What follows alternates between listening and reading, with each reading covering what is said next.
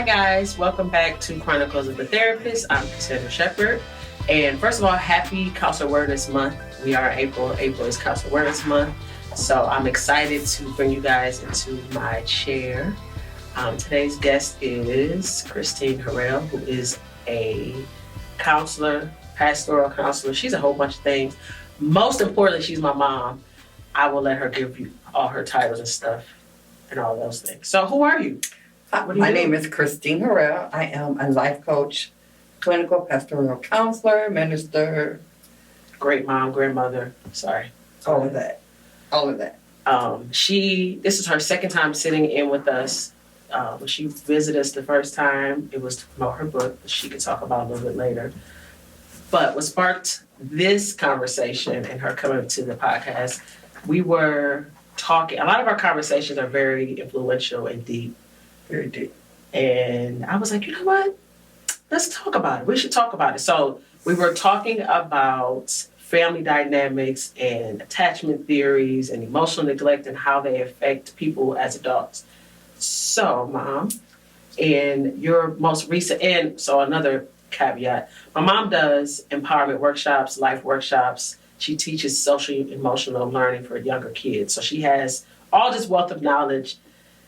We kind of went to the same grad school, so we kind of have the same, like schooling background a little bit. So we kind of are similar in our foundations of the things that we think, and I think that's why our conversation is so great. But we were talking about emotional neglect, and you can kind of talk about she has this thing about assessments that she does. She's probably the only person who takes an assessment class and actually uses it. I don't. But anyway, so you could talk about kind of where that came from, I guess how you created this assessment and how we can kind of piggyback from there. We're talking about childhood and emotional neglect. Mm-hmm. And what it is. And childhood emotional neglect is when parents are not emotionally aware and connected to their children. Children go through life just kind of existing.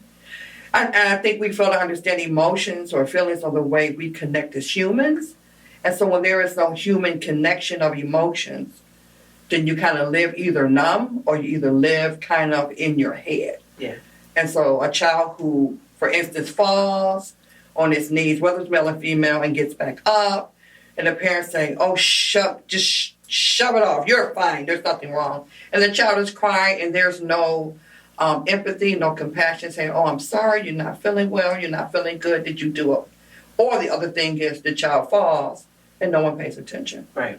Which leaves children feeling very invisible. Right. And very disconnected. So that's childhood emotional neglect. What's interesting in a lot of our conversations, people don't realize that this emotional neglect or this emotional awareness happens from infancy. And so, exactly. Especially in our community, a lot of times people have children, they're like, oh, just let them cry. Just let them cry. Now, granted, for those of you who don't have children, have never been around children, especially infants, that is their way to communicate, right? And so when you have a baby and they first come out, they're confused, they don't know what's going on. And so they use crying as a way to signify, I'm hungry, I want some attention, my diaper needs to be changed, I'm scared, all of these things, right? I'm sick, something's wrong. And so even from the idea of emotional neglect, if I'm a parent and either there's a lot of chaos, there's a lot of children or whatever is going on, and I don't tend to an infant's needs, how does that create? So then that same infant who maybe they were ignored because of whatever the reason, could be traumatic stuff, could be it's a whole bunch of kids running around, it could be whatever the case may be, or like I said, in our culture, they'll find us, they got to cry through it. But then we reinforce the idea possibly that, okay, I'm crying and it doesn't matter. Like I'm crying and nobody's paying me attention. And so fast forward to the little boy, little girl who does fall, that thought or that emotional awareness has already been developed from infancy. Another thing I want to kind of highlight is we're going to talk about primary family members because sometimes some families are very diverse. So you might not have a mother and a father. You could have an adoptive mother. You know what I mean? So the idea or concept that it's just mom and dad, sometimes it takes a village. It might be aunties and great aunts and uncles, and just the reality is growing up having adult people or adults that are around. So in a perfect world, of course, mom and dad. But some people are single parents. Some people are co-parents. And some people have, great grandmothers and adoption or foster homes or whatever the case may be. So I just kind of want to shed light because that's a real thing that in our society. Well, let's back it up though, because the relationship between the biological mother and biological father is where the impact is made. True. So you can have someone substitute, male or female, mother, father, grandmother, guardian. Right. But the initial bonding of the biological mother and biological father brings the dysfunction into the relationship. And so that piece, because a lot of us have people, I had a stepfather, and it took me to do some teaching and do some workshops on the abandonment of my father to realize I am still struggling with the abandonment of my father, even though I have a surrogate father figure there. And I think we think out of sight, out of mind, but that is not true for the bonding, right? And the emotional awareness of a child, then an adult. Right. So that's the piece I want to bring to, and not to shame parents, right? And not to shame you if you don't have that setting, but to know that it's going to be an impact. And so how do I help my children now if I'm a single parent? Or how do I help myself now to begin to bridge the gap between the healing that didn't happen, right, and me being an adult into relationships that are more healthy and not toxic. So exactly that point for me. Yeah, and I think, and actually we talked about just the idea of, I was blessed to have both parents be around, but still they were different. I have talked, y'all have heard, if you've listened to my father, his shenanigans and all of this stuff like that, but the reality is I did have mom and dad there, and there was a point in time, and me and my mom were actually talking about, I don't have memories, which is really weird. Like, I don't have memories of being a little kid. Right. So even thinking, having a mom and dad around, my parents split at 5. So I had both parents, but I don't have any memories from like probably 4 or 5. They're very vague. But at that time, she was not the mom that she is now. So you could kind of talk about what was going on. I don't want to tell your story. Oh, no, that's fine. Yeah, I think because you encountered still some of my dysfunction, coming up through a household that you have a mom who's an alcoholic, right? And then you have a dad who's a workaholic. Mm-hmm. And then you grew up with a sense of aloneness, if you will, invisibility, if you will. Yeah. Because of my own addiction, you don't remember that because I was not a good mother to you. I was not a nurturing mother. Right. I was not there, but dad kind of took the slack, but then dad was absent. Right. So even if you have both parents in the home, and this is where I have to tease out for people, even if both mom and dad were in the home, it's what kind of relationship did I have with my mother and father in my childhood to 21 to determine my connections to significant others in marriage and in relationships. And so that's why it was invisible. And I think we fail to understand that the trauma that happens to us as children, I think God's way of helping us cope is to give us that amnesia. Yes. So I'm not overtaken at 5, 6. I was 5 when I realized I was invisible. 5. Right. When I realized as a child, because of my upbringing, I was invisible. Right. And so having that memory, if you will, it's traumatic as a 5-year-old to think that nobody hears me, nobody cares, and nobody sees me. So. Right. But I think also what I want to highlight too is I had a very blended family, right? So while I felt invisible, I was the baby of, I have 2 older brothers. My mom has 2 older brothers, and then I have an older sister who's deceased and a younger sister. So, but we had cousins. There was always, children. Even though I was invisible, I was the baby of other siblings, cousins, and so I just remember like not bonding with anybody. So, as a family, you sit and talk about, remember when? And I just be sitting there like, I don't remember none of that. Was I there? So it's interesting to think about childhood neglect, and in the midst of all of that, here was Cass, the youngest of everybody, and everybody else was kind of like running around doing their own because they were older. So it's interesting when you do talk about that neglect and that attachment and how that affects you. We look at, well, how does that affect you as an adult? So we can talk about how do you think, we'll talk personally, how do you think for you, your attachment style and what you've experienced, how did that morph or kind of evolve as growing up, like as an adult? just being detached from a biological father and a mother who's an alcoholic, so who's home but not home, who's neglectful, kind of lightweight abusive. But growing up in that environment, you tend to be very independent and you tend to learn that I have to protect myself and take care of myself. Absolutely. I had 3 other sisters and they all were older. And so the same scenario for you as the baby, they ran from the dysfunction. They couldn't wait to get out the house, so I was still left with other step siblings, but the oldest. So, and I think for me, it was a shift. So I will say the earlier formative stage, it was very dysfunctional. It was very chaotic because of your alcoholism and my dad and his workaholic. So at around 8, I always talk about, people always ask me how did I become a therapist? So I don't think I've talked about it on here. I don't know. We're going to go with it. So I became a therapist because at 8, my mom began Alcoholics Anonymous. And so I remember going to AA meetings at 8 with her.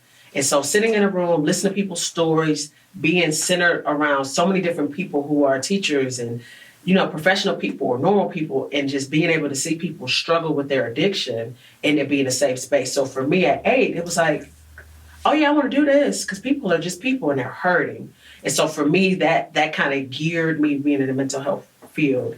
So I say that to say that was when the shift happened within my mom, and now she is the mom that she is now. So my upbringing or formative years was kind of detached, very independent. I'm still very independent. I was definitely a daddy's girl. I do remember but it made sense why I was a daddy's girl because he was the parent who was around, who was nurturing. Exactly. And so I remember like when it flipped, and it was odd because it flipped. It was like when my mom kind of came back and was present, my dad kind of faded out. So he was still there, but my dad has never been an emotional person because that was his upbringing. Exactly. We talk about like people can't give you what they don't have. So my father's side of the family, very, very numb, absolutely numb.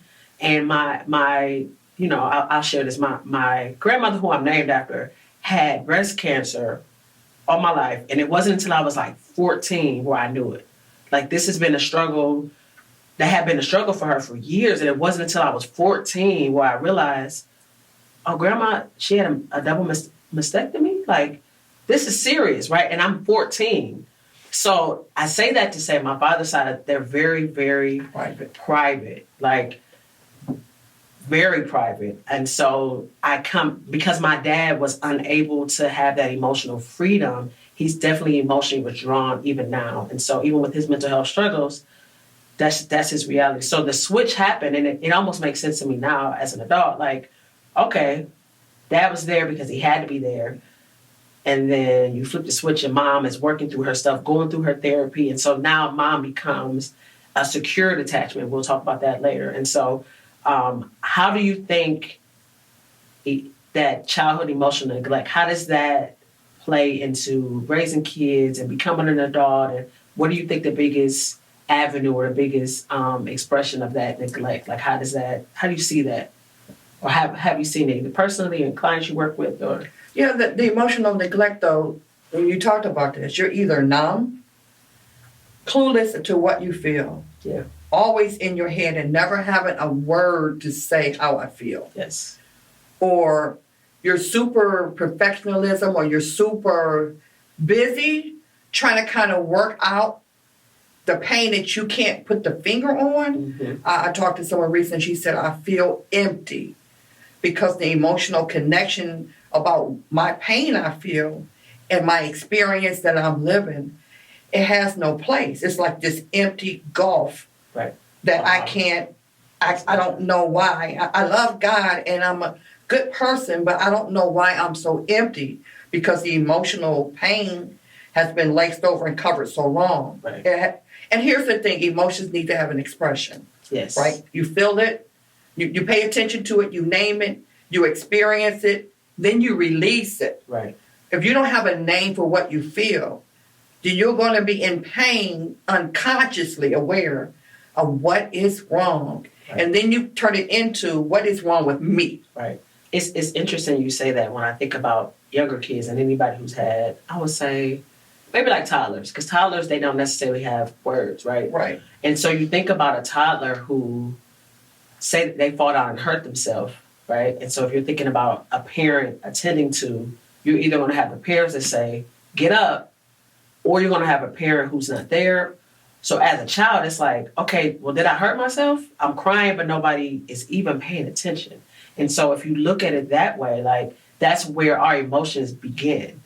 Because there's a pain or there's a I'm scared or whatever that feeling or that emotion is, if you don't, as a toddler, if you don't have the space to explore it, to sit in it, to say, ow, my knee hurts, I'm in pain, and you don't have that adult, that parent to say, okay, are you bleeding? Are you fine? Let's tend to it. Or that's kind of when I think about that client you're talking about, that's what it is. You didn't learn that in your formative years to say, I'm hurting, I'm sad, and so even your experience working with younger children, those children who have learned how to say, I'm sad, I'm whatever the case may, when you can express it or identify it, then action can take place. And it's amazing to watch 5-year-olds come alive.